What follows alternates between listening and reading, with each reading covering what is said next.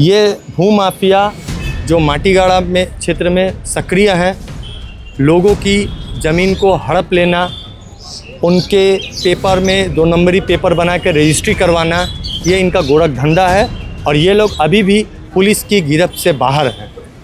सिर्फ़ और सिर्फ ADSR की गलती है, क्योंकि उसने जो डॉक्यूमेंट बनाया था उस डॉक्यूमेंट में इसके फादर्स का नाम ठीक था, बट जो डीड बना है उसमें इसके फादर का नाम जो प्रदीप मुंडा ही लिखा हुआ है। अच्छा। साथ ही मैं कहूँ तो भूमाफिया के हौसले इतने बुलंद हो गए हैं कि आपको माटीगाड़ा, नक्सलबाड़ी और सिलीगुड़ी, नॉर्थ बंगाल के विभिन्न इलाकों में ज़मीन खरीदने में भी आपको कहीं ना कहीं भय लगेगा कि कहीं भूमाफिया हमारे ज़मीन को दखल नहीं कर दे। ऐसे ही ये लोग भी क्या करते हैं, जिस ज़मीन का म्यूटेशन नहीं हुआ रहता है उस ज़मीन पे भी ये चढ़ाव कर देते हैं। देखिए, ये बहुत बड़ा एक माफिया राज है, एक सिंडिकेट राज है। इसमें सिर्फ़ और सिर्फ भूमाफिया भी नहीं, कुछ सरकारी अधिकारी भी मिले हुए हैं, कुछ लॉयर्स भी मिले हुए हैं जो ये भूल-भाल डीड बनाते हैं। क्योंकि जो परचेज़र भी हैं, जो खरीदते हैं, वो प्रॉपर इसका वेरिफिकेशन नहीं करवाते हैं और भूमाफिया इसका फ़ायदा उठाकर जो लोग नहीं जानते हैं उनको ठगी कर इस तरह का रजिस्ट्री करवाते हैं। कि इसका अगर प्रॉपर इन्वेस्टिगेशन किया जाए ना उस एरिया का, तो आपको बहुत ऐसे मामला आपको नज़र में सामने आ जाएंगे कि जो कोर्ट तक भी नहीं आए हैं, जो out of the court settle होने के लिए वो लोग बैठे हुए हैं। कोई जा रहे हैं, मैं आपके चैनल में ही देखा था एक बार, वो पत्तीराम जोत में पूरा मारधाड़। तो कहीं ना कहीं भूमाफिया माटीगाड़ा क्षेत्र में पूरी तरह से सक्रिय हो चुके हैं। इन्हें प्रशासन का कोई भय नहीं है। पश्चिम बंगाल का है या फिर नॉर्थ बंगाल का है, जब आप सुनते हैं कि शहर में या पूरे सिलीगुड़ी शहर में अगर बात करते हैं, तो इन शहरों में जब आप सुनते हैं कि ज़मीन को लेकर जालसाजी या ज़मीन के कागज़ को लेकर जालसाजी की गई है, तब आप सोचते हैं होंगे कि हम आखिरकार इस इलाके में ज़मीन कैसे लें।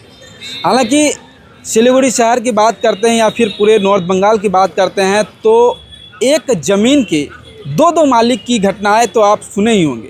ठीक ऐसा ही एक मामला सामने आया है सिलीगुड़ी शहर के माटीगाड़ा के इलाके में, माटीगाड़ा थाना क्षेत्र के इलाके से सामने आई है।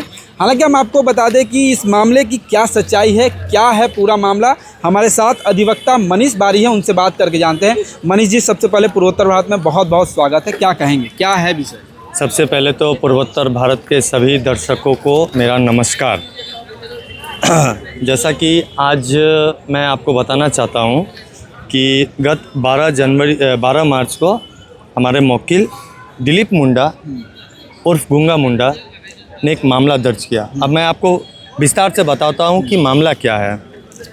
हमारे वकील ने 2009 में प्रॉपर्टी खरीदी थी। ये प्रॉपर्टी 2 मौजा में अंडर माटीगाड़ा पुलिस स्टेशन के अंडर में ही था। एक हो गया पाचकलगुड़ी और दूसरा हो गया आपका खोपलासी मौजा। इस दोनों प्रॉपर्टी में इनका लगभग 2 एकड़ से ज़्यादा इनका ज़मीन है।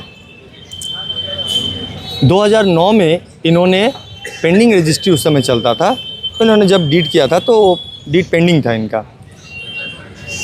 2023 में जब इनका डीड फाइनल हुआ तो इनका नाम का करेक्शन कर दिया गया उसमें, दिलीप मुंडा और गूंगा मुंडा के नाम से। ठीक है। और इनके फादर का नाम हो गया थेपाई मुंडा। दिलीप मुंडा के फादर का नाम हो गया थेपाई मुंडा। अब in this year, in the month of January, MD Zahid, Mala Chhetri, Puran Sharma, Milan Ghosh, इन लोगों ने मिलकर एक दिलीप मुंडा को खोजा जो कि माटीगाड़ा का निवासी नहीं है। मतलब दूसरे दिलीप मुंडा को खोजा? वो दिलीप मुंडा करशियांग का निवासी है। उन्होंने इस दिलीप मुंडा का डॉक्यूमेंट लिया, आधार कार्ड एंड पैन कार्ड, और उसमें क्या किया, पिता के नाम को करेक्शन करवा लिया, जो कि आधार सेंटर और पैन कार्ड इनका जो NSDL का ऑफिस होता है उससे करवाया है। इन लोगों ने डॉक्यूमेंट को ठीक करवा कर हमारे वकील के प्रॉपर्टी को सेल आउट कर दिया। इसकी जब हमें जानकारी हुई, हमने खोज लिया, तो बागडोगरा ADSR से हमें जानकारी मिली कि दिलीप मुंडा के नाम के व्यक्ति ने ही फ्रॉड डॉक्यूमेंट बनाकर करेक्शन कर कर हमारे मुवक्किल के पिताजी का नाम डालकर लगभग ज़मीन को आधा से ज़्यादा ज़मीन को सेल आउट कर दिया है। ये पता लगते ही 12 मार्च को हमने माटीगाड़ा पुलिस स्टेशन में अपना मामला दर्ज करवाया। मामला दर्ज करवाते ही इन्होंने एंटीसिपेटरी बेल के लिए डिस्ट्रिक्ट कोर्ट में एप्लीकेशन किया, जिसकी डेट 7 तारीख फाइनल हुई थी। लेकिन 4 तारीख को ही पुलिस के गिरफ्त में और एक जो कॉन्स्पिरेसी में शामिल था, श्यामल रॉय, ये पुलिस की गिरफ्त में आता है और उस दिन से अभी तक इस व्यक्ति का बेल नहीं हुआ है। आज भी महामान्य अदालत ने उसके बेल को खारिज कर दिया है। कुछ दिन पहले उसने अपर कोर्ट में भी एप्लीकेशन किया था, तो हम लोगों ने उसके ज़मानत का विरोध किया और उसकी ज़मानत खारिज हो गई और आज भी उसकी ज़मानत खारिज हुई है। मैं आपको बता दूं कि एमडी जाहिद, माला छेत्री, दिलीप मुंडा, पूरन शर्मा, ये भूमाफिया जो माटीगाड़ा में क्षेत्र में सक्रिय हैं, लोगों की ज़मीन को हड़प लेना, उनके पेपर में 2 नंबरी पेपर बना के रजिस्ट्री करवाना, ये इनका गोरख धंधा है और ये लोग अभी भी पुलिस की गिरफ्त से बाहर हैं। मनीष जी, हम ये जानना चाहते हैं कि देखिए, एक दिलीप मुंडा जो कि जिसका ज़मीन है ओरिजिनल में जी। और दूसरा दिलीप मुंडा जो कि बताया कि कार्शियों का रहने वाला है, तो वो दिलीप मुंडा जब उसके पिताजी का नाम तो अलग होगा, सेम तो नहीं होगा, तो क्या दस्तावेज बनाने वक्त जब गया होगा तो किस प्रकार का दस्तावेज को शो किया होगा कि एक दस्तावेज भी रेडी हो कर दिया जाए? मैं आपको बता दूं, यहाँ पर सिर्फ और सिर्फ ADSR की गलती है, क्योंकि उसने जो डॉक्यूमेंट बनाया था उस डॉक्यूमेंट में इसके फादर्स का नाम ठीक था, बट जो डीड बना है उसमें इसके फादर का नाम जो प्रदीप मुंडा ही लिखा हुआ है। अच्छा। तो ये कहीं ना कहीं ADSR की गलती है। साथ ही मैं कहूँ तो भूमाफिया के हौसले इतने बुलंद हो गए हैं कि आपको माटीगाड़ा, नक्सलबाड़ी और सिलीगुड़ी, नॉर्थ बंगाल के विभिन्न इलाकों में ज़मीन खरीदने में भी आपको कहीं ना कहीं भय लगेगा कि कहीं भूमाफिया हमारे ज़मीन को दखल नहीं कर दे।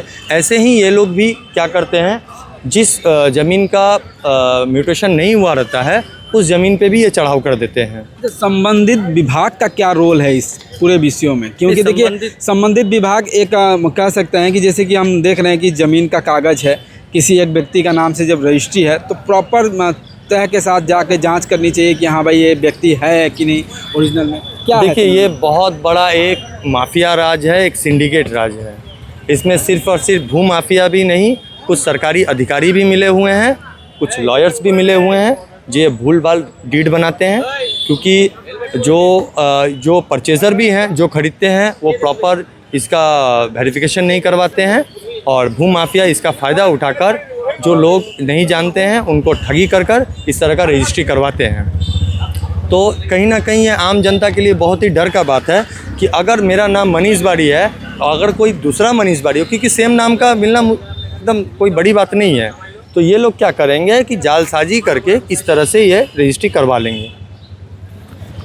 तो माटीगाड़ा क्षेत्र कहीं ना कहीं भूमाफिया का राज इस क्षेत्र में हो रहा है और मेरा वहाँ के पुलिस प्रशासन, साथ ही साथ भूमि दफ्तर के डिपार्टमेंट ADSR ऑफिस के संबंधित अधिकारियों से मेरा निवेदन रहेगा, साथ ही साथ मेरा वहाँ के माननीय विधायक आनंदमय बर्मन जी से भी मेरा निवेदन रहेगा कि इन जैसे लोगों को चिन्हित करके इन पर सख्त से सख्त कार्रवाई आप लोग करें। चलिए, बहुत बहुत धन्यवाद। हम आपको बता दें कि एक ऐसा मामला सामने आया है जहां पर एक ज़मीन के 2 मालिक, यानी एक ज़मीन के 2 मालिकाना हक जताने वाले व्यक्तियों का खुलासा हुआ है। और मैं आपको ये भी बता दूं कि इसका अगर प्रॉपर इन्वेस्टिगेशन किया जाए ना उस एरिया का, तो आपको बहुत ऐसे मामला आपको नज़र में सामने आ जाएंगे कि जो कोर्ट तक भी नहीं आए हैं, जो out of the court settle होने के लिए वो लोग बैठे हुए हैं। कोई जा रहे हैं, मैं आपके चैनल में ही देखा था एक बार, वो पत्तीराम जोत में पूरा मारधार। तो कहीं ना कहीं भूमाफिया माटीगाड़ा क्षेत्र में पूरी तरह से सक्रिय हो चुके हैं। इन्हें प्रशासन का कोई भय नहीं है। मैं तत्कालीन सरकार को बोलूँगा कि जिस तरह से आज से 1-2 साल पहले भूमाफियाओं के ऊपर कार्रवाई की गई थी, लेकिन उस समय छोटी मछली पकड़ में आए थे, बड़े मछली निकल चुके थे, क्योंकि इन्हें किसी पॉलिटिकल नेता या प्रशासन का कोई संरक्षण था। लेकिन बिल्कुल बिल्कुल।